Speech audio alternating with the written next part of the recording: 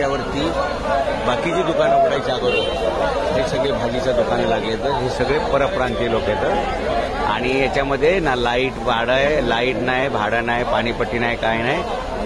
आणि तुम्ही मराठी पोरं सकाळी दात घासून उठायच्या अगोदर यांचा धंदा संपलेला असतोय.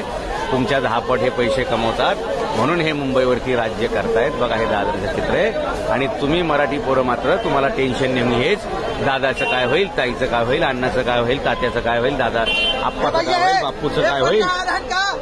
बघा हे कमवतायत पैसे आणि तुम्ही फक्त याचा झेंडा त्याचा दांडा आणि मग तुमचा दांडा गुलच आहे मित्रांनो.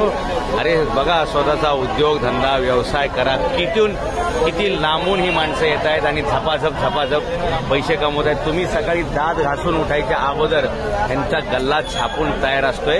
आणि बघा पूर्ण रस्ता व्यापलेला आहे. कोण आहेत सगळे यात आपले बघा मराठी किती लोक आहेत. जरा शिका पोरांनो. उठा लवकर उठा. जर तुम्ही आत्ता सावध झाले नाही तर जसं तुम्हाला मुंबईतून हाकलून दिलेले तसं तुम्हाला महाराष्ट्रातून सुद्धा तुमच्या गावातून सुद्धा हद्दपार व्हायची वेळ येईल. बघा हे सगळे कोण आहेत बघा. रस्ता तुमचाच आहे सरकारचा.